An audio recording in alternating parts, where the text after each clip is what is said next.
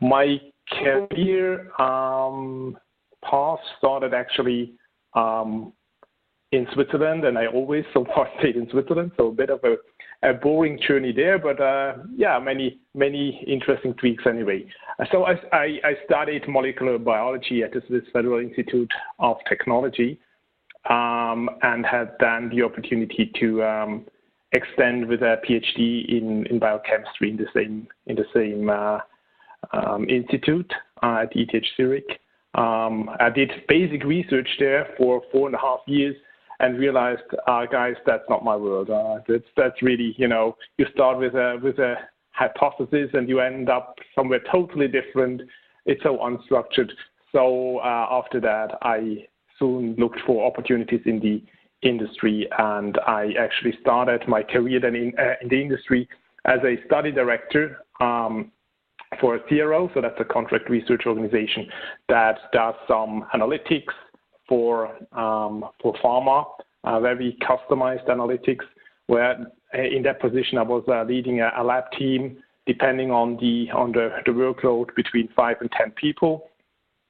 I've done that for a few years and realized, it's an interesting job. You have, also a lot of interactions with your customers, so a lot of interesting stuff, but at the end, the learning curve started to become very flat. So after 2-3 years, you have done it all, and it's only, to do another project. So I was like, I need to have a bit of a change in my career, because otherwise I would not be too happy. So then that was actually when I started to think about other alternative pathways then for me in the future, and I ended up then in real pharma in a role as a medical advisor. I had there a portfolio in cardiovascular and endocrinology, and also in the area of fertility. So that is the Merck Serono group where I worked for.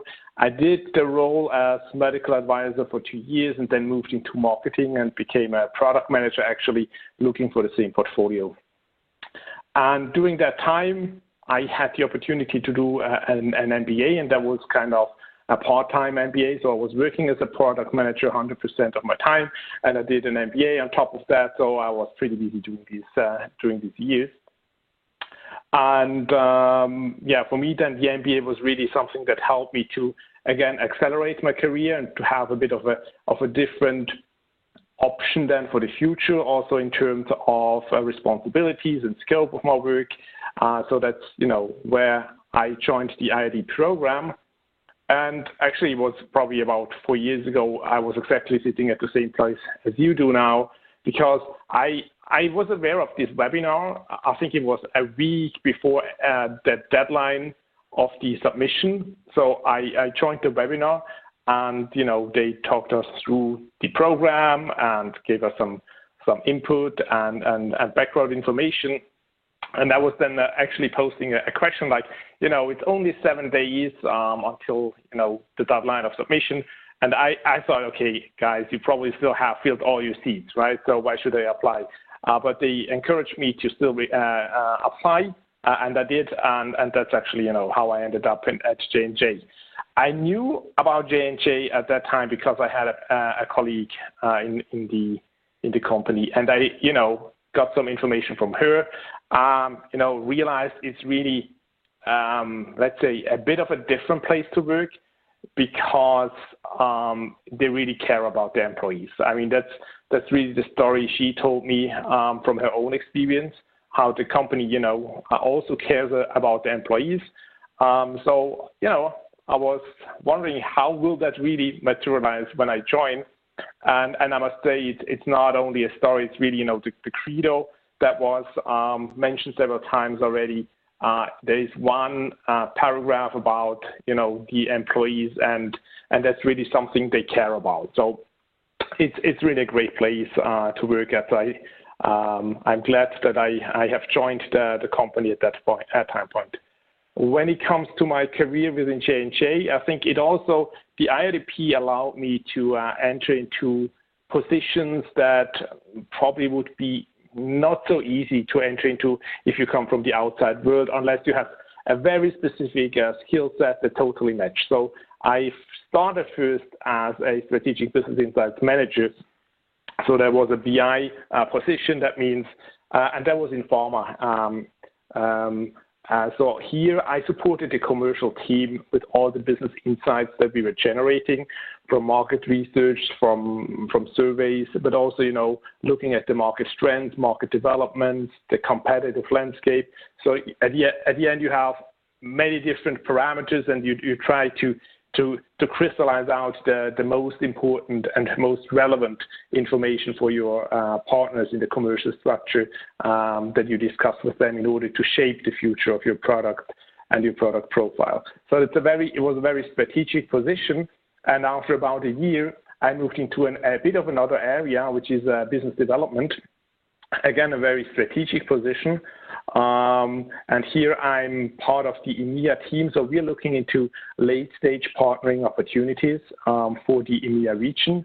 That can be commercial partnerships of strategic value, but it also includes regional in-licensing deals, but we also then support the global deals when it comes to an M&A. So also very strategic function. And I think both of them, you either have a background in these areas, or otherwise it's quite hard to get into these positions. And for me, the IRDP was really kind of a door opener to have this career path within J&J, which is really, of great fun also, because you learn so many new things. You're always exposed to new areas, to new products, to new diseases. And for me personally, this is really motivating, because I'm really the kind of a learner. I always want to see new things. If it ends up in a routine, I'm just bored, and that's not for me. And here, every day is different, and every day has its own challenges. But I think that's really what I like a lot. I think if we compare that, and I don't know whether it's the same everywhere, but at least for the EMEA program that I joined, if I compare the IRDP versus other MBA tracks within pharma, I think the approach here is also quite different, because it's not, at least not in EMEA, a rotational program where you have a few weeks in one position and then you go to the next one. I mean, the advantage there is, okay, you see a lot, but at the end you don't learn a lot, because after 3-4 weeks, you just have a bit of a feeling how the business works. And here with the IRDP EMEA program, it's really about completing your cycle of success, so you can then also show what you've done. You have taken responsibilities. You have really done your projects. And I think that's also something that I liked a lot when I heard about the approach at the program 4 years ago.